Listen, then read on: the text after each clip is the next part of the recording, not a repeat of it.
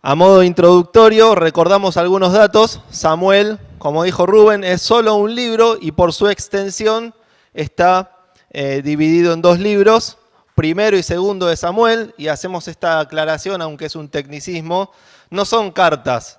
Entonces no leemos en primera de Samuel y en segunda de Samuel. Son dos libros y lo correcto es hablar del primer libro de Samuel o primero de Samuel y segundo libro de Samuel. Un domingo no hace falta decir, o no, uno no considera necesario decir esto, pero esta es una reunión de estudio, así que como estudiamos, decimos todo. El autor es Dios, el escritor es Samuel, hay varias opiniones, pero todos confluyen en que probablemente fue Samuel quien escribió este libro, inspirado por el Espíritu Santo. El tema central de los primeros dos capítulos, y me animo a decir que la trazabilidad del primer libro está enfocada en la honra a Dios. Versículo 2:30 dice el Señor: yo honraré a los que me honran y los que me menosprecian serán tenidos en poco. Y vemos en estos dos capítulos, para traer un poquito el contexto, cómo Ana reconoce la soberanía de Dios, reconoce su obra, reconoce su bondad, conocía a Dios, y nosotros vamos a poder honrar a Dios en tanto y en cuanto conozcamos más a Dios. Versículo 11. Vamos a ir leyendo versículo por versículo y vamos a ir extrayendo algunas reflexiones. Versículo 11 dice: y Elcana se volvió a su casa en Ramá, y el niño ministraba a Jehová delante del sacerdote Elí. El niño ministraba a Jehová delante del sacerdote Elí. El término acá ministrar quiere decir, o está enfocado en servir, ¿sí? Y Samuel tenía entre 3 y 5 años y se dedicaba a hacer las tareas que podía hacer, las tareas sencillas del templo: abrir las puertas de los patios, limpiar elementos, utensilios, asistir a los sacerdotes. Los sacerdotes tenían criados, también quizás asistía a los criados. Pero noten lo que dice el versículo: ¿a quién servía? A Jehová, servía a Dios. Y desde muy pequeño ya tenía una conciencia de Dios, en contraste con la irreverencia que vamos a ver más adelante de los hijos de Elí. Un detalle cultural: en este momento, en este aquí y ahora, en la antigüedad, no existía el concepto de niño tal como lo entendemos hoy. ¿Okay? Esto tiene que quedar claro. En ese momento, luego de que terminaba de tomar el pecho, un niño ya comenzaba una vida cuasi de adulto. Acompañaba en la casa, en la vida productiva, y tenía que colaborar con el trabajo que era necesario. Hoy tenemos un concepto de niño en donde vamos a jugar, vamos al jardín, etcétera, etcétera, etcétera. Esto sucedió, este concepto de niñez surge del siglo XVI en adelante, no anteriormente. Por eso vemos que no eran que explotaban a los niños, era la cultura de ese momento. Así y todo, como una primer reflexión, podemos enseñar siempre a nuestros hijos que aquello que hagan, lo hagan para el Señor, ¿sí? Como padres, pero también como iglesia, enseñar a nuestros chicos, en el contexto, en el ámbito de la iglesia, que aquello que hagan, lo hagan para el Señor, cualquier tarea o cualquier aspecto en el que puedan colaborar. Versículo 12. Los hijos de Elí eran hombres impíos y no tenían conocimiento de Jehová. Esta me quedó larga, pero vamos despacio. Algunas características de los hijos de Elí: no agradaban a Dios, no tenían temor de Dios, eran impíos, faltos de piedad. La persona piadosa es una persona, o vieron cuando en Avellaneda había un colegio que se llama Pío XII. Bueno, no es porque era un pajarito, sino porque cuando una persona es piadosa se le da ese diminutivo. Por el contrario, el impío es aquella persona que no es piadosa, que no tiene piedad. Eran malvados. Y acá comienza la decadencia. No tenían conocimiento ni respeto, ni tenían voluntad de respetar al Señor. Y no solo que no lo conocían, sino que se externalizaba, lo hacían notorio en sus vidas.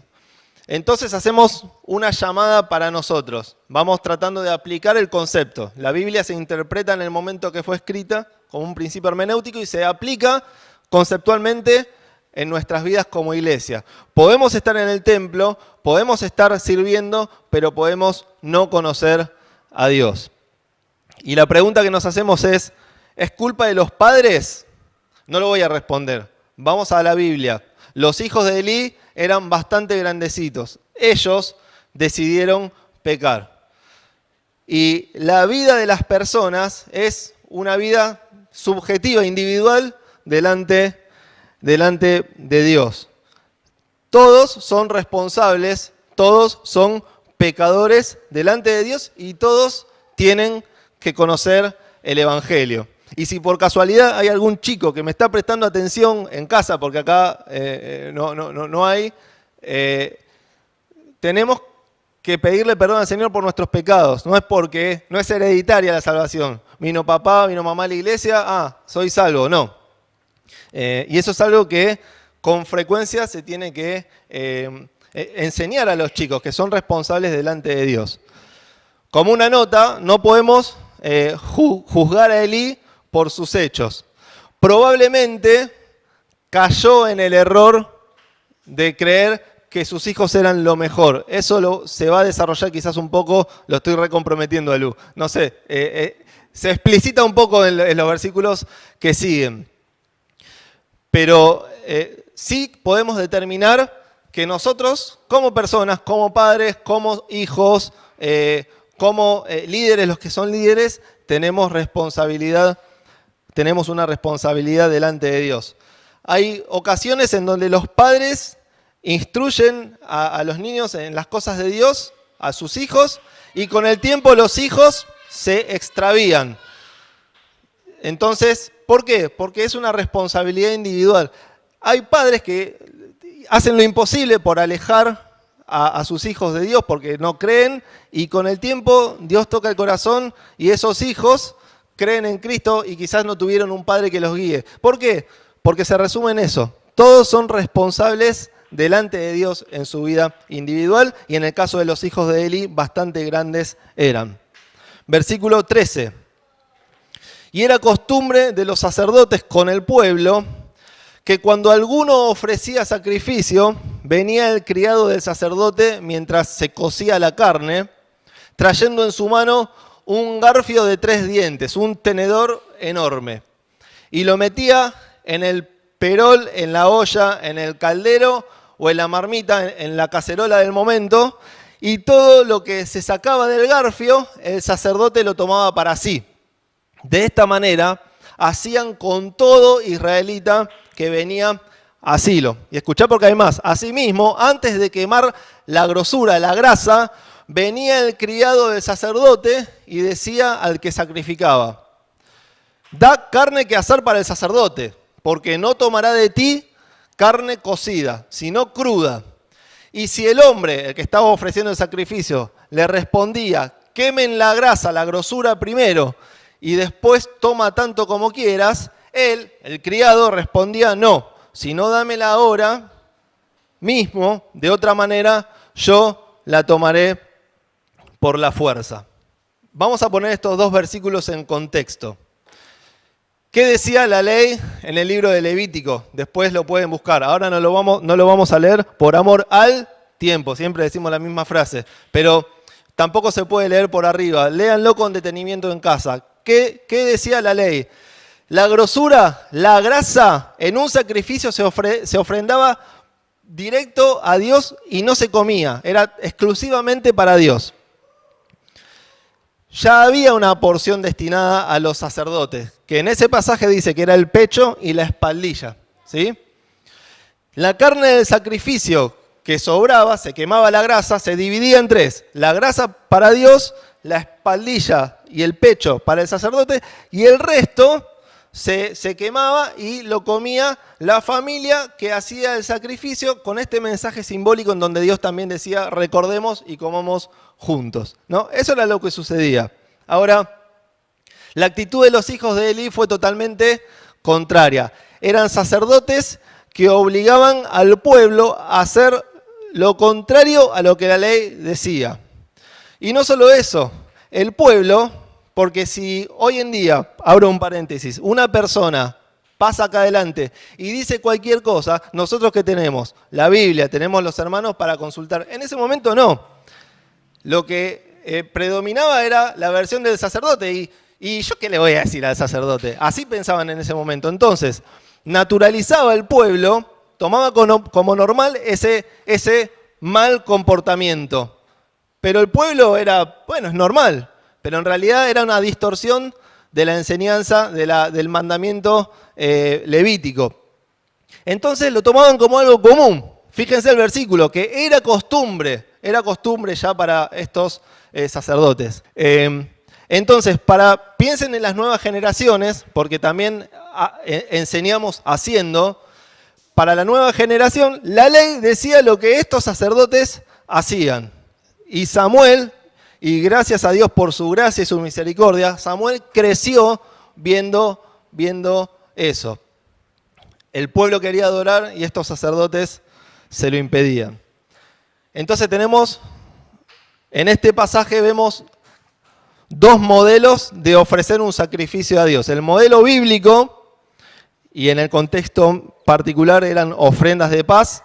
El modelo bíblico que referenciamos del Levítico mencionaba que la grasa es para Dios, la porción que le corresponde a los sacerdotes y la porción para aquellos que ofrecían que no podía sobrar nada. Ahora el modelo de Ofni y de Finés era porción para ellos, más de lo que le correspondía, porque no solo se quedaban con el pecho y la espaldilla, sino que agarraban el tenedor grande y sacaban lo que venga.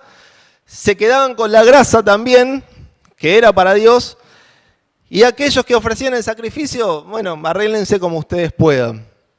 Ofni y Finés, en el mejor sentido del término, eran unos desgraciados. No tenían la gracia de Dios sobre ellos. Abusaron de sus privilegios, se quedaron con lo mejor, porque, aunque hay cierto debate en comentaristas, una acepción es que la grosura, lo más gordo de mi ganado, de mi rebaño, la grasa es lo mejor que le doy a Dios, es lo mejor. Ese es simbólicamente un poco el mensaje también. Entonces, se quedaban con lo mejor, amenazaban, sometían al pueblo y como consecuencia de ello, Dios emitió un feroz juicio, que lo vamos a ver más adelante. Muerte para los hijos de Elí y también terminó muriendo Elí. Y hay un llamadito, ¿no? Esta enseñanza que podemos nosotros extraer del cuidado que hay que tener para, en el momento de ejercer aquellos que lo hacen un liderazgo. En el liderazgo también hay que honrar a Dios y es mucha mayor responsabilidad. ¿Por qué? Porque eso puede generar tropiezo en el resto del pueblo, o entiéndase hoy, iglesia. Versículo 17, era pues muy grande delante de Jehová el pecado de los jóvenes, porque los hombres menospreciaban las ofrendas de Jehová. Entonces se pone de manifiesto el pecado de los hijos de Elí que arrastraban al pueblo a pecar y este pecado de los líderes también impedía el crecimiento del pueblo. El término menospreciar en este versículo 17 significa tratar con irreverencia, ¿sí? Entonces, como dijimos antes, la Biblia la interpretamos en ese momento, se quedaban con lo que Dios mandó y pidió para él. La grasa, la carne, por ejemplo. Pero la aplicamos en la actualidad como algo conceptual para nosotros. Tenemos que tener cuidado con quedarnos con lo que es de Dios. Eso también es una irreverencia. Al momento de ofrendar, y no piensen en la plata, al momento de darle algo a Dios, lo mejor es, valga la redundancia, darle lo mejor. Y si no le puedo dar lo mejor, le doy lo que puedo darle, porque el Señor ve el corazón. Ahora, no nos quedemos con lo que es de Dios. Y Dios demanda tiempo, Dios demanda esfuerzo, Dios demanda nuestro servicio, Dios demanda nuestra fidelidad, Dios demanda nuestra obediencia. Gravedad de los pecados de los hijos de Elí. Y si bien podemos detallar y seguir profundizando, lo que nos tiene que quedar claro es que a veces minimizamos el pecado. Y el pecado, hermanos, es grave. Cuando nosotros dejamos lugar al pecado, es una rueda que a veces es difícil de parar. El pecado es grave. Y ellos deshonraban a Dios con las ofrendas, le robaban a Dios y reforzamos esto. Gracias a Dios que cuidó a Samuel, preparó su profeta y lo cubrió con su gracia y con su misericordia. Versículo 18. Y el joven Samuel ministraba en la presencia de Jehová, vestido de un éfod o efod, nunca lo tengo claro, de lino. Y le hacía su madre una túnica pequeña y se la traía cada año, cuando subía con su marido para ofrecer el sacrificio acostumbrado, otro tipo de costumbre. Y Elí bendijo a Elcana y a su mujer, diciendo: Jehová te dé hijos de esta mujer en lugar del que pidió a Jehová. Y se volvieron a su casa. Y visitó Jehová a Ana, y ella concibió y dio a luz 3 hijos y 2 hijas. Y el joven Samuel crecía delante de Jehová. Dejando a un lado la conducta de los hijos de Elí, hablamos de Samuel. De hecho, el tema de hoy es el crecimiento de Samuel. Samuel crecía en el servicio, ¿sí? Servicio constante. ¿Por qué? Porque en el verso 11 dice que era un niño. Y en el verso 18 dice que era un joven. En realidad es jovencito. Lo cierto es que pasaba el tiempo y Samuel seguía sirviendo a Dios. El Señor recompensa el servicio. Ahora, si nosotros servimos para que el Señor me recompense, soy un egoísta y estoy deshonrando. Caigo en el pecado de la deshonra. Siempre tenemos que entender que Dios ya nos recompensó. ¿Dónde? En la cruz de Cristo. Ya nos dio vida eterna. Ya nos bendijo. Ahora bien, uno voluntariamente sirve a Dios porque ama a Dios, porque quiere trabajar para el Señor con los errores, con los aciertos y desaciertos. Y así todo el Señor recompensa porque no es deudor de nadie. Entonces nos unimos a lo que dice Pablo. Así que, hermanos míos, amados, estén firmes y constantes, creciendo en la obra del Señor siempre, sabiendo que nuestro trabajo en el Señor no es en vano. Samuel crecía en el servicio, Samuel crecía en santidad. Yo no sé si en el idioma original quiere decir algo que transmite algo el hecho del contraste, pero fíjense que habla, describe la actitud de los hijos de Elí, describe la actitud buena de Samuel, describe la actitud de Elí o de los hijos y describe la buena actitud de la familia de Samuel. Entonces, no dice explícitamente Samuel vivía en santidad, pero sí podemos darnos cuenta, por contraste, que frente a la desobediencia de los hijos de Elí, al menosprecio, a la deshonra que ellos hacían, Samuel era obediente, Samuel respetaba, temía y honraba a Dios. Versículos 13 nos habla de una costumbre de los hijos de Elí. Versículo 19 nos habla de la costumbre de la familia de Samuel.